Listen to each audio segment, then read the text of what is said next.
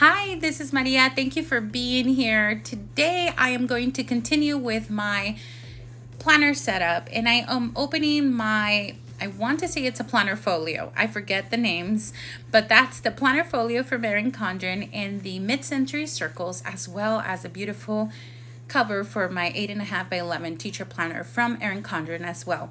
I am pulling out a lot of things that I had laying around so that I can decorate my planner folio a little bit at the end of this video, just so it can get me pumped about the new school year.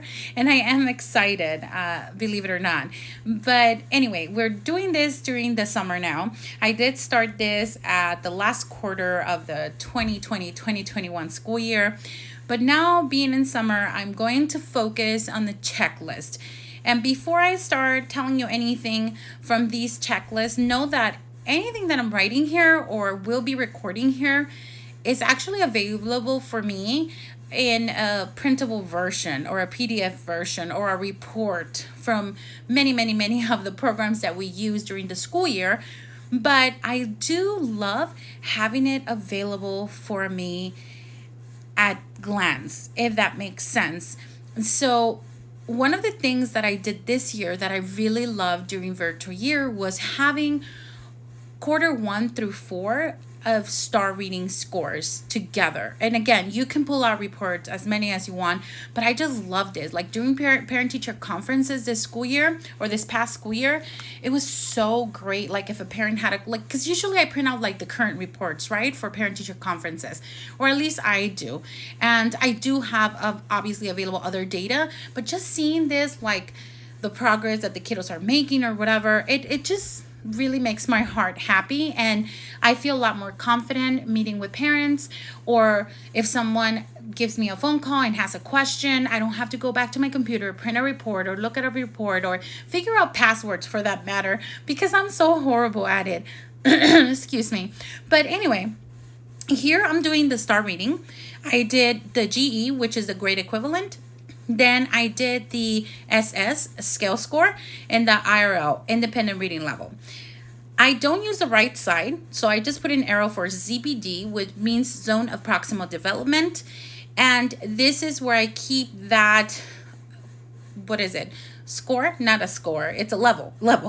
This is where I keep this, zone of proximal development. So this is where I keep the levels because I figured, I thought many grades, but 6th grade and 4th graders, technically, which is where I spent most of my time teaching, didn't really need, they still did, but they didn't really need much reminder of their level. Whereas in 1st grade, they really don't tend to remember this information. The majority of them do, or I should say the minority. But most of the time, especially when we're headed to the library and they want to check out a book within their level, I just want to have that available immediately so that I can help guide, whatever, or make a choice with whatever book they want to choose, right? So most of the time I'm pretty flexible. There are a lot of teachers that do not let them go above this level or below this level. As an adult, I read all types of level books, and I would like that choice. Of course, I am a reader. I understand that, but I just feel that students need that flexibility, and more than flexibility, the choices. We tell them that they have choices, and just not allowing them to do that, I think it puts them in a little box. Obviously, there's a level for a reason. When they take to start reading, they do get this level. I'm sorry, I'm already in AR goals here on the page, but when they do take their start reading, it gives them the ZPD level, which zone of proximal development means if they stay within that level or the level that they're giving them, there will be growth. That's the area of growth. Because if they go way above their level, they will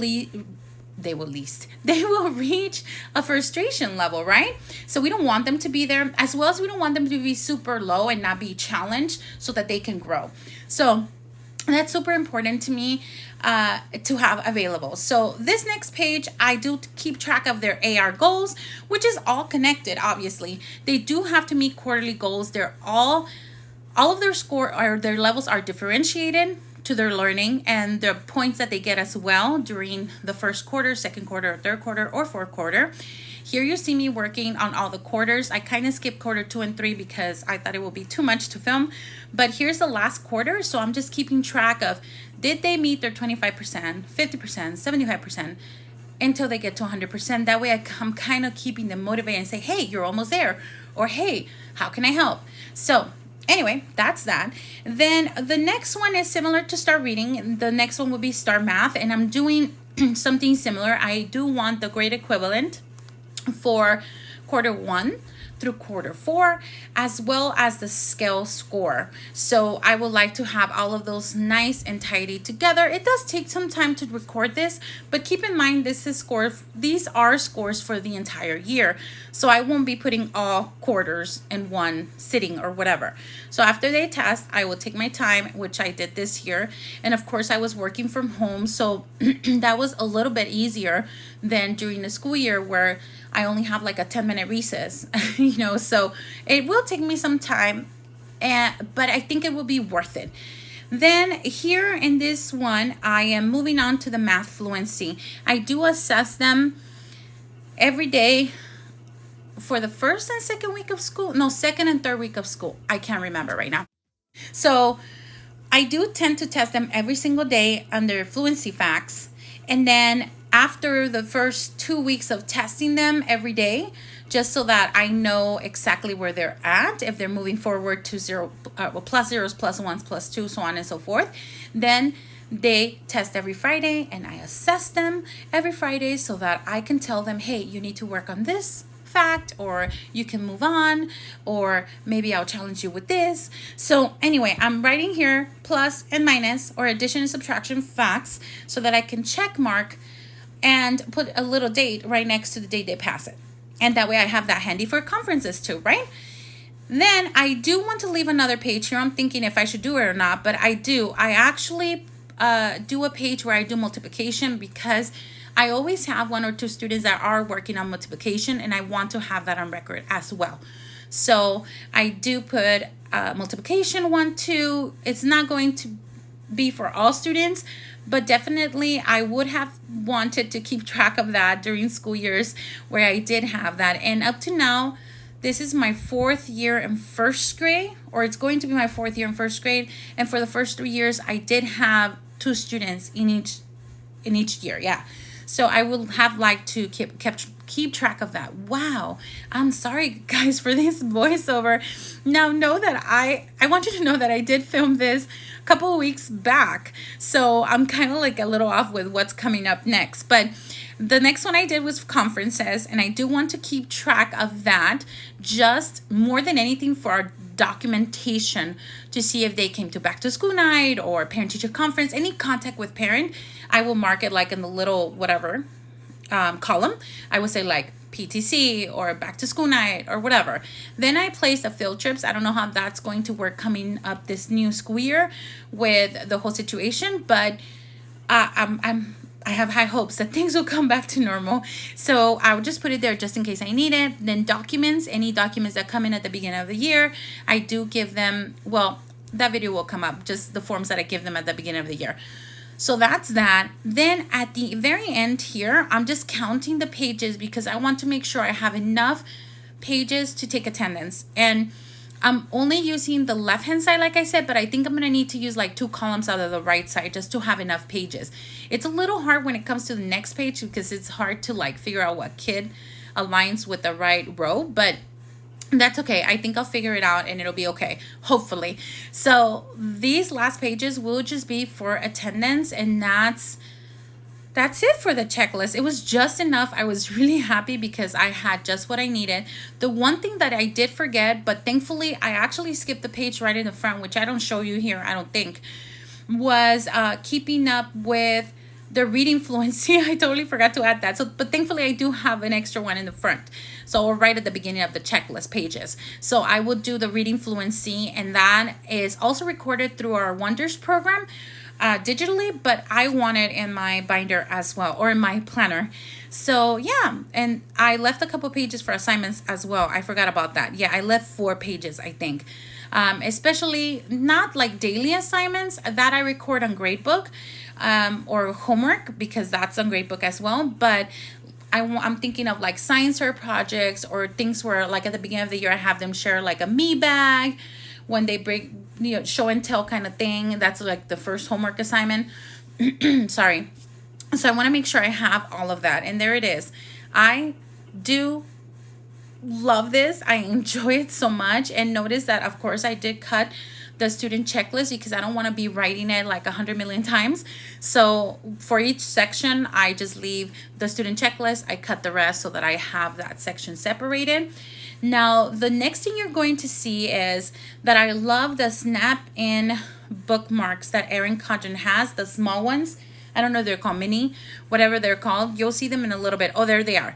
And these are the mid-century circle ones, which match my planner, and I love that. I use them, and they have really bad wear and tear with me. So I actually am thinking of ordering a new set.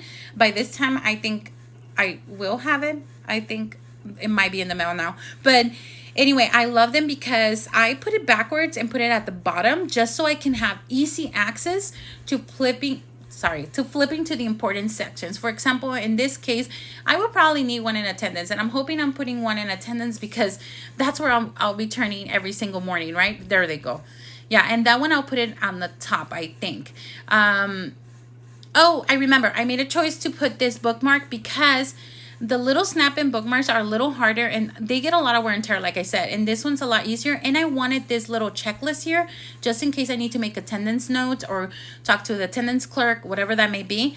I love that. And you can use a Sharpie, and then I use the little alcohol wipes to clean it up. So anyway, that's that. Look how beautiful it looks. And now I'm putting one under documents. I'm assuming because I'm thinking they're going to turn in documents at the beginning of the year, and I want to have access to documents. And then now I'm turning to attendance, and at the bottom, start reading, start math. And it's so easy to flip. And the small ones, what's cool about it is that they're not obstructing anything at all, and you can have access to an entire page without having to like move it around or anything like that. So they're nice. I love using them. And this is what I have for you guys. I want you to see that. I decided to decorate this, planner folio, because it makes me happy. I do have an Erin Condren pencil with the mid-century circles as well. I'm not a big fan of it, but if I change the colors, because the mid-century circles are originally, or the way they place them, they're really colorful. So I just, I like my pink. Here's one of the little notepads that I grabbed. We had some of the circles that the transparent circles that we might use later on. The stickers that I use to decorate my monthly. And these are my subject headers that I love. They're customizable from Erin Condren. Guys, I absolutely love this. I found a use for this clip, and I'm putting it right in the front because believe it will inspire me. Thank you guys for being here. I appreciate you so much. Hope you have a blessed weekend. Love you. Take care. But more than anything, God bless. Have a great time.